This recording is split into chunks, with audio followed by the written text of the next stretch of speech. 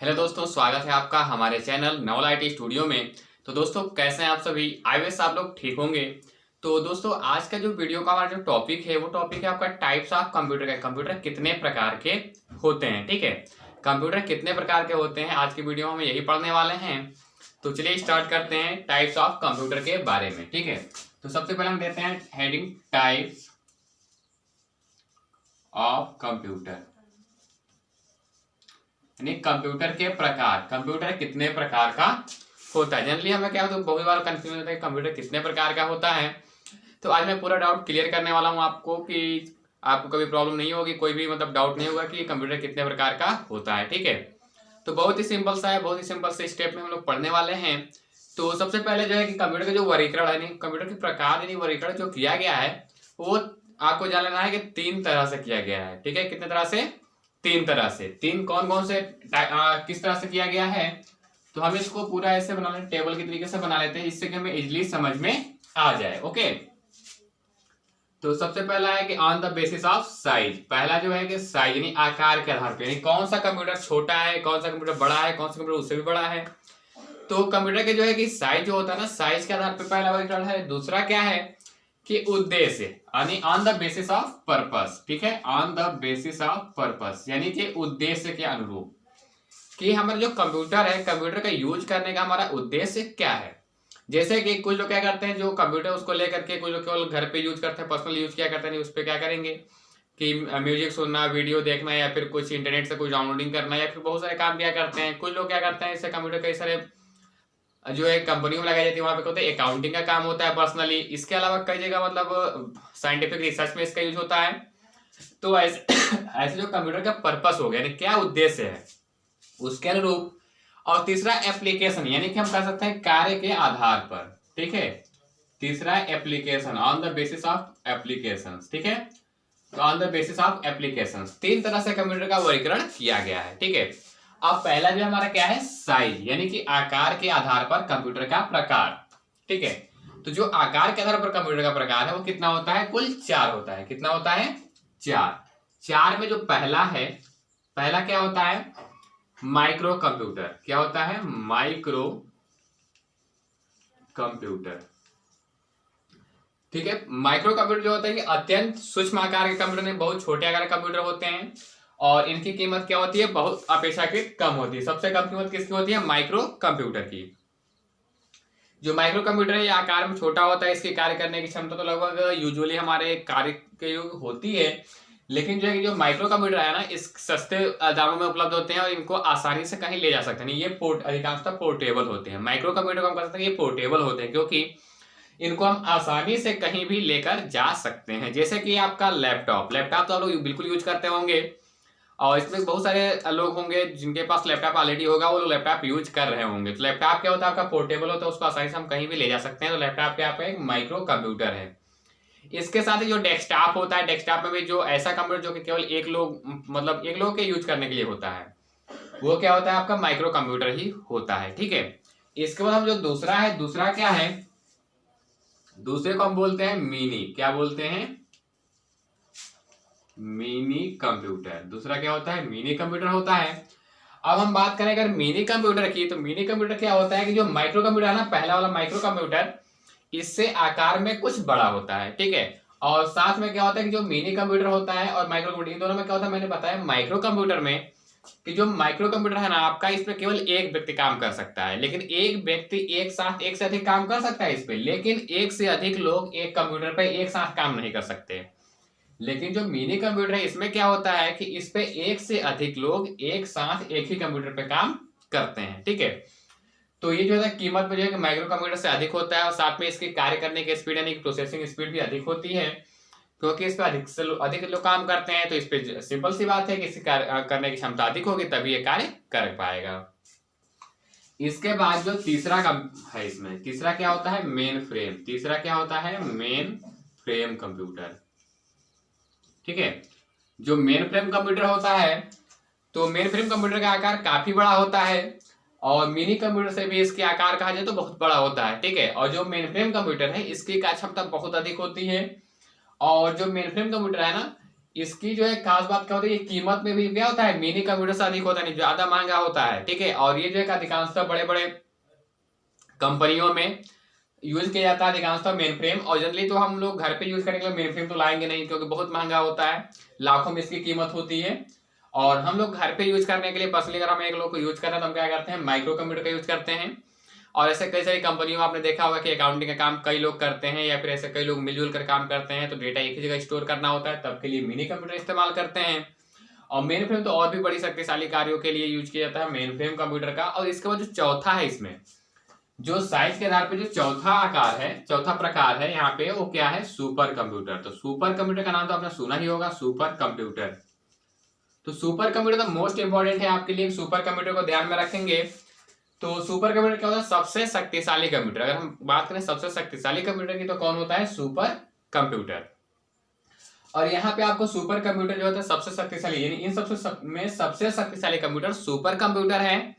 और साथ में जो सुपर कंप्यूटर है ये सबसे महंगा भी होता है। और जो सुपर कंप्यूटर का आकार होता है कितना बड़ा होता है, तो सुपर कंप्यूटर जो है कि लगभग एक कमरे के आकार के बराबर होता है एक कंप्यूटर, सुपर कंप्यूटर, ठीक है। यानी बहुत बड़े आकार का ये कंप्यूटर होता है।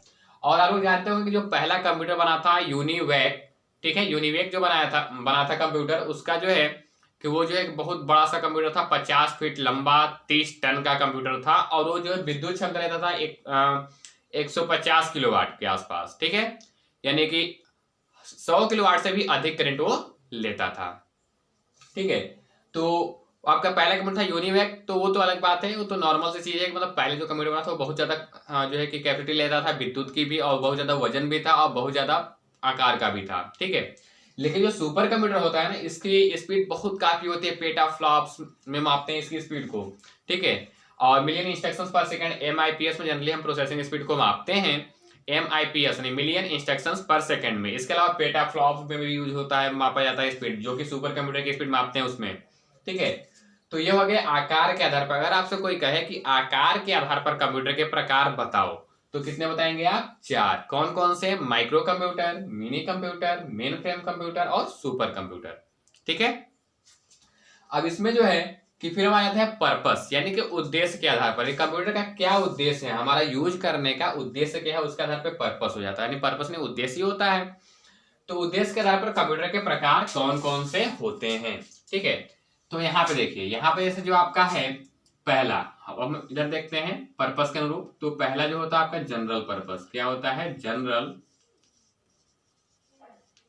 Purpose computer. पहला क्या होता है, जनरल पर्पस कंप्यूटर। और दूसरा होता है स्पेशल पर्पस कंप्यूटर। क्या बोलेंगे दूसरे को, स्पेशल पर्पस कंप्यूटर। आप देखिए, अब जो जनरल पर्पस में क्या होता है कि ये ऐसे कंप्यूटर होते हैं जिनका जो है कई सारे कार्यों में यूज है, कोई विशेष उद्देश्य नहीं होता है। जैसे कि आप सिंपली ये समझ लीजिए, जैसे अगर आप लाते हैं कोई कंप्यूटर अपने घर पे यूज करने के लिए, तो उससे क्या करेंगे आप, उससे हो सकता है कि आप म्यूजिक सुने, चाहे गेम खेलें, या फिर आप वीडियो देखेंगे, मूवीज देख सकते हैं, या फिर आप इंटरनेट से कोई डायरेक्टली ब्राउजिंग कर सकते हैं, इंटरनेट पर कोई वेबसाइट सर्च कर सकते हैं, या फिर इंटरनेट से कुछ डाउनलोड कर सकते हैं, या फिर कई सारे काम आप कर सकते हैं, कोई लिमिट नहीं है, ठीक है, कि कई सारे कार्य को आप वहां से कर सकते हैं, यानी घर पे यूज करेंगे तो वो क्या हो जाता है आपका जनरल पर्पस कंप्यूटर, यानी कोई विशेष उद्देश्य न हो तब के लिए। और जैसे अगर आपका कोई अभी हम बात करें, जो हमारे देश का दूसरा सुपर कंप्यूटर था वो प्रत्यूष, ठीक है। तो प्रत्युष जो कंप्यूटर है उसका विशेष रूप से इसलिए यूज किया जा रहा है क्योंकि वो जो एक मौसम का पूर्वानुमान लगा, यानी कि मौसम आगे क्या होने वाला है, मौसम कैसा रहेगा भविष्य में, उसके बारे में पता लगाने का काम करता है प्रत्युष। तो प्रत्युष क्या है आपका, एक स्पेशल पर्पस कंप्यूटर कहा जाएगा उसको, ठीक है। तो जहां पर कोई विशेष उद्देश्य हो वहां पर क्या होता है, स्पेशल पर्पस कंप्यूटर। और जहां पर नॉर्मली हम यूज करते हैं उसको हम क्या बोलते हैं, जनरल पर्पस कंप्यूटर, ठीक है। तो ये हो गया पर्पस के अनुरूप। इसके बाद हम बात करते हैं एप्लीकेशंस पे। तो इस पे एप्लीकेशन में हो जाता है आपका एनालॉग। पहला क्या हो जाता है, एनालॉग कंप्यूटर। एनालॉग कंप्यूटर, देखिए एनालॉग कंप्यूटर में क्या होता है कि जो आपका रिजल्ट होता है ऑलरेडी लिखा होता है हमेशा के लिए, और उसमें कुछ ना कुछ अलग से कुछ चीजें लगाई गई होती है जिनके द्वारा हमें पता चल सके। आप सिंपली आप घड़ी को देख सकते हैं, जैसे कि मानिए ये घड़ी है, ठीक है। इस घड़ी में अगर आप ध्यान देंगे तो क्या है कि आपकी नंबरिंग 1 से 12 तक नंबरिंग ऑलरेडी पहले से लिखी हुई है, ठीक है। एक से बाद नंबरिंग लिखी गई है, इसके बाद में जो ये सुई है ये चलती रहती है, इससे हमें पता चलता है कि कितना टाइम हो रहा है। ठीक है, तो ये क्या है आपका एनालॉग घड़ी है, ये क्या है आपका एनालॉग घड़ी है। और एक घड़ी आप लोगों ने देखा होगा जिसमें कि क्या होता है कि बीप करता रहता है ऐसे, उसके बाद उसमें लिखा रहता है मतलब जितना बस, अगर मान लिया टाइम अभी कितना हो रहा है 7 मान लिया बज रहा है, ठीक है, या फिर 8 बज रहा है, तो 0 8, उसके बाद कॉलन लगा रहता है, उसके बाद 0 0 लिखा होता है, या फिर ऐसे कितने बज रहे कितने मिनट हो रहे हैं डायरेक्टली लिख कर दिखाता है, तो उसको हम क्या बोलते हैं, वो आपका होता है डिजिटल। ठीक है, और जैसे आप थर्मामीटर भी आपने देखा होगा, थर्मामीटर पहले जो होता था डॉक्टर यूज करते थे, जो मुंह में रखते थे, और तो उसको जो है कि जो थर्मामीटर पहले जो हम यूज करते थे उसमें क्या होता था कि पारा होता था अंदर, और जब हम रखते थे तो क्या होता था, पारा दूर भागता था, उस पर जो है नंबर पड़ा होता था, उससे हमें पता चलता था तापमान कितना है, टेम्परेचर कितना है।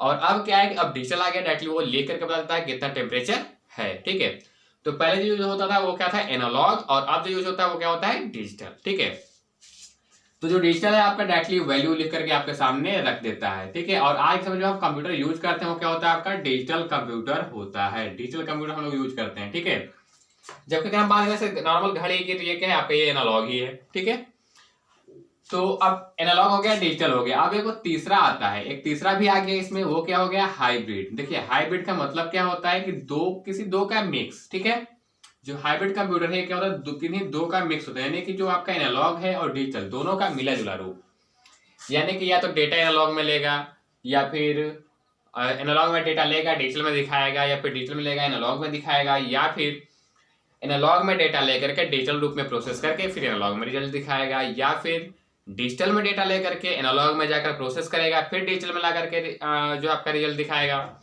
यानी कि एक दूसरे से कंबाइन करके जब रिजल्ट दिखाया जाता है एनालॉग डिजिटल में, तो उसको हम बोलते हैं हाइब्रिड कंप्यूटर। तो ये एप्लीकेशंस के आधार पर नहीं, कार्य के आधार पर होगा कंप्यूटर तीन प्रकार के, एनालॉग डिजिटल और हाइब्रिड कंप्यूटर। पर्पस के अनुरूप हो गए general purpose computer, special purpose computer, दो तरह के। और अगर हम यही बात करें आकार के आधार पर तो क्या हो गया micro computer, mini computer, main frame computer और सुपर कंप्यूटर। ठीक है, ये चार प्रकार के कंप्यूटर हो गए आकार के आधार पर। और अगर आपसे जनरली पूछा जाता है कि कंप्यूटर कितने प्रकार का होता है, तो आप बता सकते हैं तीन प्रकार के, कौन कौन, एनालॉग डिजिटल और हाइब्रिड कंप्यूटर। ठीक है, बाकी अगर आकार के आधार पर तो चार, उद्देश्य के आधार पर तो दो, और अगर एप्लीकेशन के आधार पर तो तीन। ठीक है, तो ये हो गया आपके कंप्यूटर के प्रकार। अब कुछ और बेसिक चीजें जान लेते हैं जो कि आपके जनरली एग्जाम में पूछे जाते हैं, ट्रिपल सी एग्जाम देना चाहते हैं तब के लिए, या फिर जीके में भी आपका पूछा जाता है। तो इसमें आपका पूछा जाता है कि इंडिया का फर्स्ट सुपर कंप्यूटर। ठीक है, हम बात करते हैं सुपर कंप्यूटर्स की, किसकी बात करते हैं हम, सुपर कंप्यूटर्स की। तो इंडिया फर्स्ट सुपर कंप्यूटर, तो इंडिया का पहला सुपर कंप्यूटर कौन सा था, इंडिया का पहला सुपर कंप्यूटर कौन सा था, तो इंडिया का पहला सुपर कंप्यूटर था परम 8000। ठीक है, इंडिया का पहला सुपर कंप्यूटर। और अगर हम बात करें देखते हैं सुपर कंप्यूटर ऑफ इंडिया। ठीक है, अब इस समय अगर हम बात करें तो हमारा जो 2021 है, तो इस समय जो हमारा सुपर कंप्यूटर है वो क्या है, परम सिद्धि एआई। क्या है, परम सिद्धि एआई। इसमें वर्तमान में हमारे देश का सुपर कंप्यूटर कौन सा है, परम सिद्धि एआई। ठीक है, और पहला सुपर कंप्यूटर इंडिया कौन सा था, परम 8000। तो ये तो हो गया हमारा इंडिया का। ठीक है, अगर हम बात करें विश्व का, ठीक है, ये दोनों हमारे हो गए इंडिया के। अब हम बात करते हैं वर्ल्ड का, तो फर्स्ट सुपर कंप्यूटर कौन सा था, पूरे वर्ल्ड की बात कर रहे हैं हम यहाँ पे। तो फर्स्ट सुपर कंप्यूटर था क्रे 1। क्या था, क्रे 1। ठीक है, क्रे 1 था। और इसको किसने लॉन्च किया था, क्रे 1 को, तो क्रे 1 को लॉन्च किया था क्रे रिसर्च कंपनी ने। किसने लॉन्च किया था, क्रे रिसर्च कंपनी ने। अब इसको बनाया किसने था, तो सेमर क्रे ने। इसको किसने बनाया था, सेमर क्रे ने बनाया था। क्रे रिसर्च कंपनी में क्रे 1 नाम दिया गया था उसे। ठीक है, तो इसको ध्यान में रखेंगे। इसके बाद अगर करंट में बात की जाए कि super computer of the world current में, ठीक है, super computer of the world, तो इस समय जो पूरे विश्व का सुपर कंप्यूटर माना जाता है उसको माना जाता है फुगाकू को। कौन है? फुगाकू। अब इसमें तो कहा है माना जाता नहीं, इसका है कि है, ठीक है। फुगाकू क्या है? फुगाकू ये जो है कि जापान का कंप्यूटर है जो कि सबसे शक्तिशाली कंप्यूटर है करंट में। तो ये दोनों ऊपर क्या हो गया कि इंडिया का, ये दोनों क्या हो गया? इंडिया का, ठीक है। इंडिया का पहला सुपर कंप्यूटर और इंडिया का वर्तमान में सुपर कंप्यूटर। और ये हो गया पूरे वर्ल्ड की बात। ये किसकी बात हो गई? पूरे वर्ल्ड की बात हो गई कि पहला सुपर कंप्यूटर क्रेवन और वर्तमान में सुपर कंप्यूटर फुगाकू, ठीक है। तो ये हो गया आपके सुपर कंप्यूटर्स ऑफ, ठीक है। तो हमने आज क्या पढ़ा? Types of computer. कंप्यूटर कितने प्रकार के होते हैं, ठीक है। अब इसमें आकार के आधार पर कंप्यूटर कितने प्रकार के होते हैं, उद्देश्य के आधार पर कंप्यूटर कितने प्रकार के होते हैं, इसके अतिरिक्त एप्लीकेशन यानी कार्य के आधार पर कंप्यूटर कितने प्रकार के होते हैं, और साथ में हमने पढ़ा कि इंडिया का पहला सुपर कंप्यूटर, इंडिया का वर्तमान में सुपर कंप्यूटर, विश्व का पहला सुपर कंप्यूटर और विश्व का वर्तमान में सुपर कंप्यूटर, ठीक है। और ये चीजें बहुत इंपॉर्टेंट है आपके ट्रिपल सी एग्जाम या फिर अगर आपके जीके में अधिकांशतः पूछी जाती है तो ये सब क्वेश्चंस को आप अच्छे से तैयार कर लें, क्योंकि आपके एग्जाम में ये क्वेश्चंस आपके बिल्कुल श्योर है कि पूछे जा सकते हैं। तो इसको आप बिल्कुल तैयार कर लीजिए। और दोस्तों ऐसे रेगुलरली मैं आपके लिए क्लास लेके आता रहूंगा, ऐसे ही ट्रिपल सी के लिए और जो भी टॉपिक्स हैं कंप्यूटर के इंपॉर्टेंट उसके लिए मैं रेगुलर क्लास लेकर आता रहूंगा। और दोस्तों अगर अभी तक आपने हमारे चैनल को सब्सक्राइब नहीं किया, चैनल को सब्सक्राइब कर लो और बेल आइकन प्रेस कर दो, जिससे जब भी मैं कोई नया वीडियो अपलोड करूँ उसका नोटिफिकेशन आपको मिल सके। Okay friends, thanks for watching.